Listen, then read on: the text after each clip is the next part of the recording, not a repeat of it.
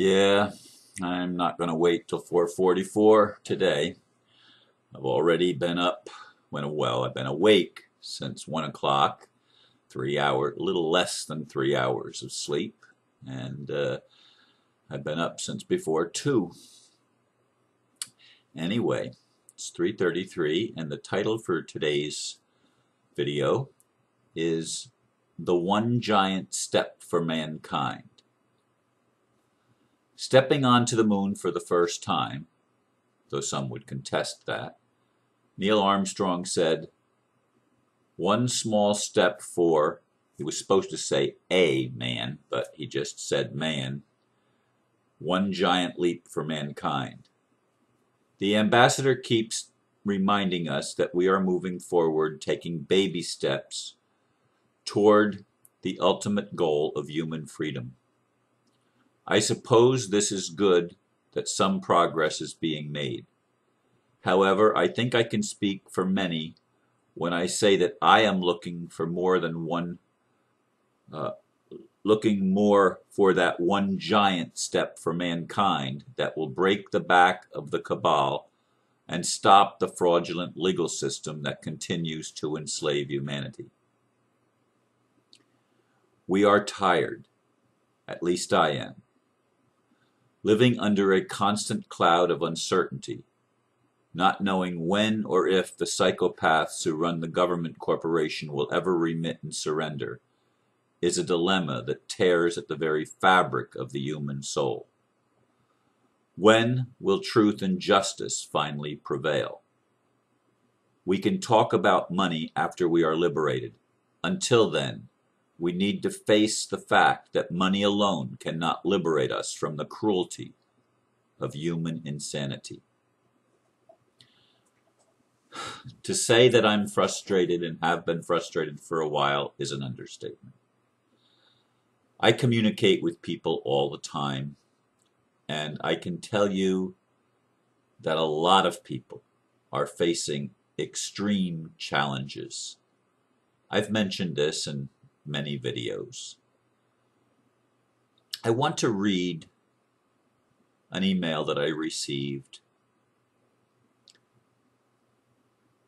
that puts into perspective the way, in many respects, the way that I feel.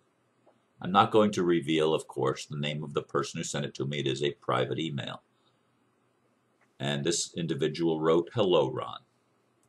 You know, if this entire construct or creation, of which we are all a part of, is in fact the legacy of the Sumerian accounting of Enlil and Enki, then are we not kind of screwed either way? I mean, if we are looked upon as beasts of burden and are not really loved or treasured, then we are pretty much no better than the animals that we use to help us with our labors, notwithstanding modern-day technologies. I am sorry if this missive seems negative or demoralizing, but I cannot wrap my head around a loving God that would allow one more minute of suffering. Oh, but they say pain is certain and suffering is optimal, or optional, rather. Really?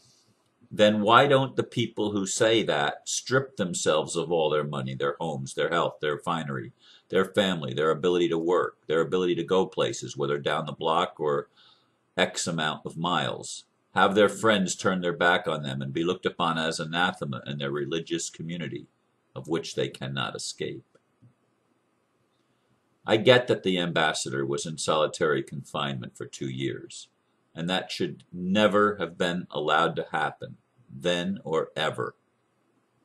That, however, seems to be the reality for those of us who want off this hellish planet, where up is down and right is left, and it keeps changing. I don't know what to believe anymore, or if I can even trust my own experiences. If they have the ability to time travel, place a chip in someone like Napoleon, and then not only create an alternative timeline that stacks the deck in their favor, and the rest of us are to be exterminated either by turning creation in on itself or pitting us against each other and doing their dirty work for them. Is this not what has been going on the entire time we've been alive? Wars, rape of the people and the planet, genocide, etc. Then we are told to take responsibility for your own actions. Totally agree. Take a look in the mirror, get knowledge, thereby helping with the war against ignorance. And then what? Do we wait until everyone agrees on the same one world religion, one world currency, not going to solve the problem in my humble opinion, and one world government? Does this not sound like the bloody New World Order agenda? Don't you find it more than a little interesting that, quote, the funds are always coming, then they are not, going to China, then not? Do we see a pattern here?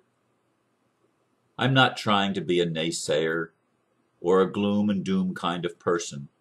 I am just tired of all the drama and BS.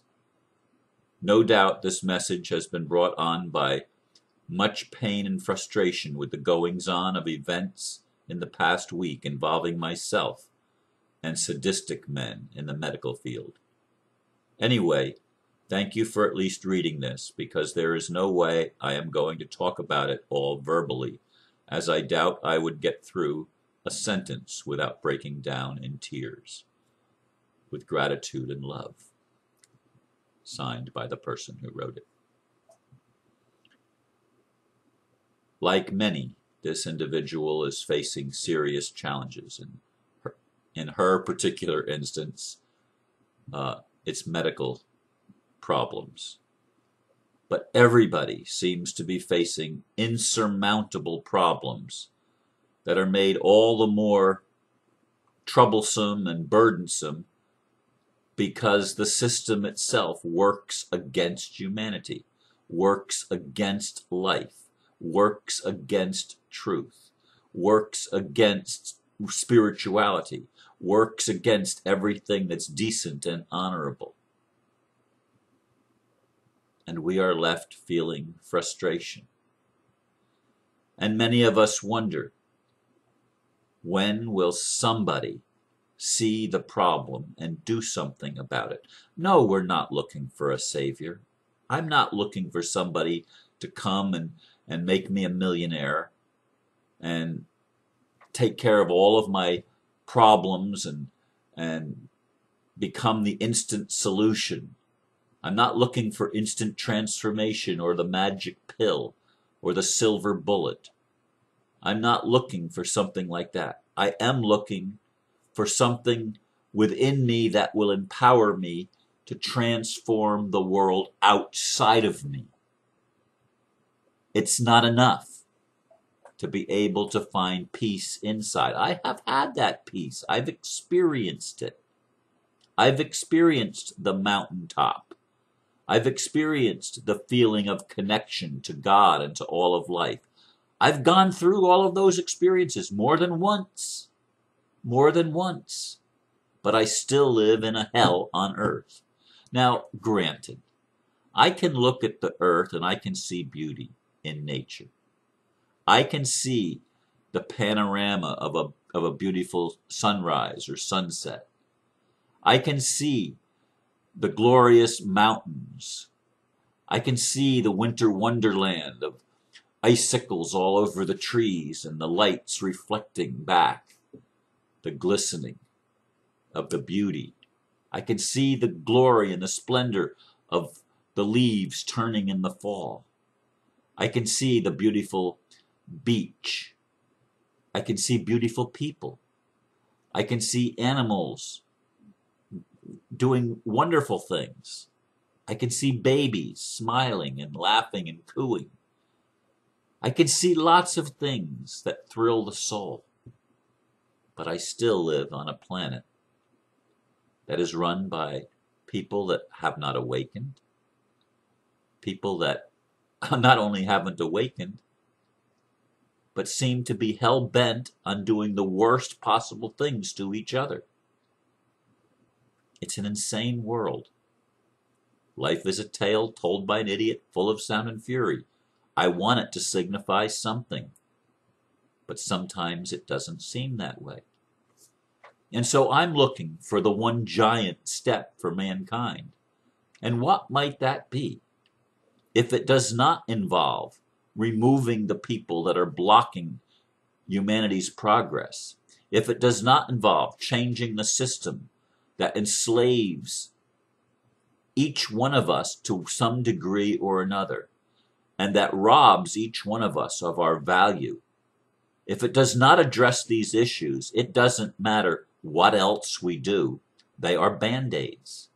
We can plant nice gardens that are with the organic food, and that's a wonderful thing. We can develop nice herbs and remedies that help us feel better. We can do lots of little steps and take lots of little steps. But until we address the big step of taking down the criminal operation of the United States of America and of the falsely called Nation of Israel, which is neither Jewish nor Israeli. Most Jews, unless they are of the old version, the kind that live in Iran and the kind that live in Africa and the kind that live in some of the places of the world other than Western Europe, the United States, and the southwestern former Soviet Union, those are not even really Jews, in that they trace no lineage of their ancestry back to the nation now known as Israel, which is not a nation. It's a privately owned corporation like everything else in our world, and it's a criminal syndicate. When are we going to address these issues? This is where the rubber hits the road. This is where people's lives are challenged. Not only challenged, but oftentimes torn apart.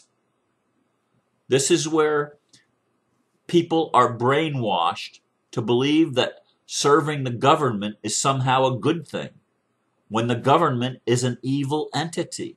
It is a beast. It is anti-Christ. It is false prophet. And I mean that in P-H-E-T and F-I-T. False prophet. Because even our financial system is false. It's fraud. It's not real. It's derivatives. It's debt. And debt is false. When are we going to address the real issues?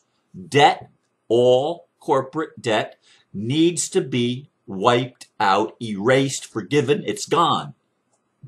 And the banks and corporations that are trying to collect on false debt need to be shut down, stopped. It needs to be addressed. These are issues that we need to address. We need to address the issues of drug companies and think tanks that actually block healing because healing isn't profitable. What's profitable is treating symptoms, not healing diseases. When are we going to stop fracking the earth and polluting the air and polluting the water? When are we going to stop the insanity, the madness of how we treat one another in a system that is called a justice system, when all it deals with is injustice, not justice, when truth doesn't matter? I'm looking for the one giant step for mankind that will liberate mankind finally and enable us to take the baby steps in our spiritual evolution that will enrich the heart and the soul of man, that will transform our thinking, that will help us see the beauty and experience the love instead of the pain and the suffering, the endless suffering of the world that we live in, to our detriment all too often. I'm not going to stop focusing on where it hurts. I'm not going to stop focusing on the cry of my heart, which is also, I believe, the cry of humanity's heart and soul. We want freedom. We can taste it, we can smell it, we can see it. It's almost there, but it's still like a carrot being dangled on a string from the end of a stick. Who's holding it back? Those that are preventing us from moving forward need to be stopped by whatever means is required. But we need to put an end to the insanity.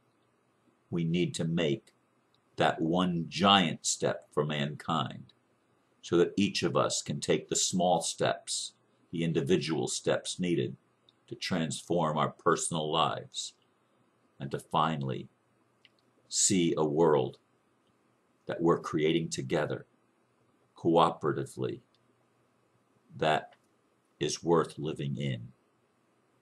And we have lives that are worth living. That's what I wanted to share with you this morning. Thank you for listening, and namaste.